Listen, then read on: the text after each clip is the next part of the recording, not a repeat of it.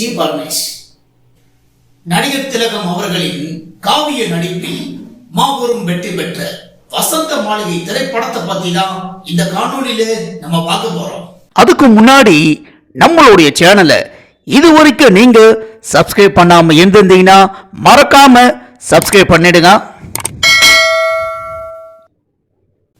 இந்த திரைப்படம் 1971 நாகேஸ்வர ராவ் அவர்களின் நடிப்பில் தெலுங்குல வெளியான பிரேமா நகர் தெலுங்கு படத்தோட ரீமேக் தான் நடிகர் திலகம் அவர்களின் வசந்த மாளிகை திரைப்படம்.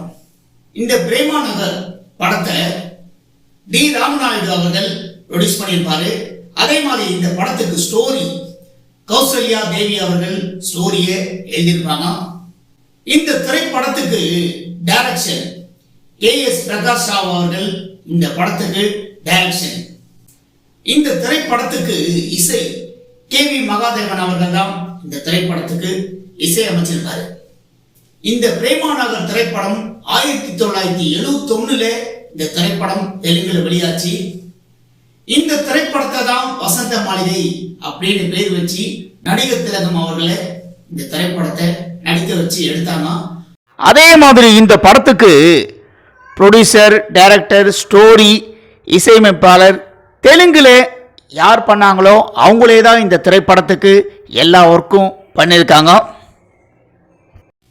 இந்த வசந்த மாளிகை திரைப்படத்தோட கதை மதுவுக்கும் பெண்களுக்கும் அடிமையா இருக்கிற ஒரு மனிதர் ஒரு பொண்ணை பார்த்ததுக்கு அப்புறம் உண்மையா ஒருத்தரை காதலிக்கிறாரு. அந்த பெண்ணை காதலிச்சதுக்கு அப்புறம் எல்லா பழக்கத்தையுமே விட்டுட்டு அவர் நல்லவரா ஆகிறாரு. இந்த திரைப்படத்தோட முழுமையான கதை இதுதான். ஏன்னா இந்த திரைப்படத்தை பார்க்காதவங்க கண்டிப்பா யாருமே இருக்க மாட்டீங்க. ஏன்னா வசந்த மாளிகை திரைப்படம் இந்த திரைப்படம் சொல்றதை விட ஒரு காவியம் அப்படின்னு தான் சொல்லணும். ஏன்னா வசந்த மாளிகை திரைப்படத்தை பொறுத்த வரைக்கும் உதாரணத்துக்கு பாத்தீங்கன்னா யாராவது ஒருத்தர் காதல் தோல்வி அடைஞ்சிட்டேன் அப்படின்னு சொல்லிட்டா அவங்க சொல்ற முதல் வார்த்தை என்ன தெரியுமா? பெரிய வசந்த மாளிகை சிவாஜியா அப்படின்னு தான் இப்ப கூட ஒப்பிடுவாங்க. ஏன்னா இந்த திரைப்படம் அந்த அளவுக்கு லவ் ஸ்டோரியில மக்கள் மனசை கவர்ந்த ஒரு திரைப்படம். இந்த திரைப்படத்துல வாணிஸ்ரீ அவர்கள் தான் நடிகர் திலகம் அவர்களுக்கு கதாநாயகியா நடிச்சிருந்தாங்க. தெலுங்குலயும் இந்த திரைப்படத்துல அவங்க தான் நடிச்சிருக்காங்க. அதே மாதிரி இந்த திரைப்படத்துல பாடல்கள் KV மகாதேவன் அவர்களோட இசையில இந்த திரைப்படத்துல எல்லா பாடல்களுமே மிகப்பெரிய அளவுக்கு ஹிட்டான பாடல்கள்.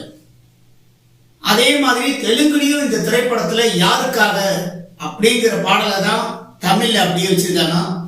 ஏன்னா இந்த திரைப்படத்துல யாருக்காக அப்படிங்கிற பாடல் தான் இந்த திரைப்படத்துக்கு ரொம்பவே ஒரு மிகப்பெரிய அளவுக்கு ஹிட்டான ஒரு பாடல்.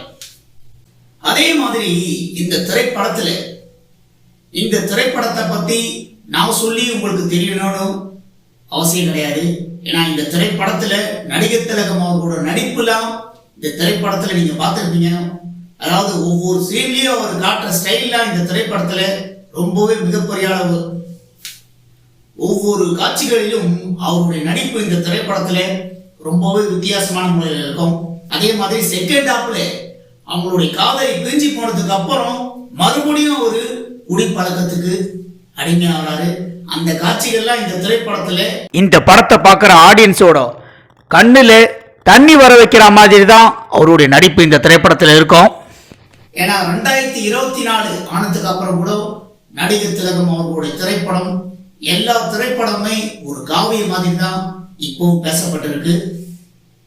இப்போ இந்த வசந்த மாளிகை திரைப்படம் மீண்டும் ரீரிலீஸ். ஏற்கனவே இந்த திரைப்படத்தை ரீமாஸ்டர் வெர்ஷன்ல ஒரு தடவை ரிலீஸ் பண்ணாங்க. அதே மாதிரி ரிலீஸ் பண்ணாங்கன்னா எப்படி பண்ணாங்க? ஒரு புதிய திரைப்படம் ரிலீஸ் ஆனா எந்த லெவலுக்கு அந்த திரைப்படத்துக்கு திரையரங்குகள் கொடுப்பாங்களோ அதே மாதிரி தான் இந்த திரைப்படத்தை ரீரிலீஸ் பண்ணாங்க.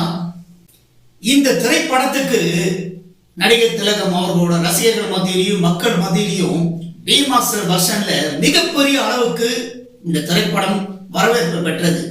இப்ப இந்த திரைப்படம் இரண்டாவது முறை மறுபடியும் திரையரங்குகள்ல ரீரிலீஸ் ஆகுது.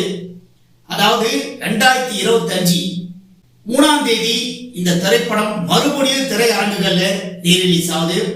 அதாவது நான் பார்த்த வரைக்கும் சொல்றேன், விருகம்பாக்கத்திலிருந்து வடபழனி வரைக்கும் ஒரு புதிய திரைப்படம் ஒரு வாரத்துக்கு முன்னாடி ரிலீஸ் ஆகுதுன்னா அந்த திரைப்படத்துக்கு எப்படி போஸ்டரை ஒட்டுவாங்களோ அதே மாதிரி தான் இந்த திரைப்படத்தோட போஸ்டரை ஒட்டிருக்காங்க. 3ஆம் தேதி இந்த திரைப்படம் திரையரங்குகள்ல மறுபடியும் ரீரிலீஸ் ஆகுது. போன தடவை ரீரிலீஸ் ஆகும்போது ரீமாஸ்டர் வெர்ஷன்ல டிடிஎஸ் சவுண்ட்ல இந்த திரைப்படத்தை ரீரிலீஸ் பண்ணாங்க. இப்போ இந்த திரைப்படத்தை 4K ரீமாஸ்டர் வெர்ஷன்ல மறுபடியும் திரையரங்குகள்ல ரீரிலீஸ் பண்றாங்க. முதல் வாட்டி ரீமாஸ்டர் வெர்ஷன் ரிலீஸ் பண்ணும்போது மிகப்பெரிய அளவிற்கு இந்த திரைப்படம் வரவேற்பு பெற்றது. அதனால இந்த திரைப்படத்தை மறுபடியும் 4K ரீமாஸ்டர் வெர்ஷன்ல ரீரிலீஸ் பண்றாங்க. ஏன்னா ஒரு புதிய திரைப்படத்தை கூட இந்த அளவுக்குலாம் இப்போ வரவேற்பு கிடைக்கிறது இல்லை. சில படங்களுக்கு தான் நல்ல வரவேற்பு கிடைக்குது, நிறைய படங்களுக்கு வரவேற்பு கிடைக்கிறது இல்லை. அதனாலதான் இப்ப பழைய படங்களை மறுபடியும் ரீரிலீஸ் பண்றாங்க. நடிகர் திலகம் அவர்களின் வசந்த மலை திரைப்படம் 4K ரீமாஸ்டர் வெர்ஷன்ல 3ஆம் தேதி திரையரங்குகள்ல வெளியாகுது. இந்த திரைப்படத்துக்கு மிகப்பெரிய அளவுக்கு கண்டிப்பா வரவேற்பு கிடைக்கும். ஏன்னா அதனால்தான் இந்த திரைப்படத்தை 2வது வாட்டி ரீரிலீஸ் பண்றாங்க.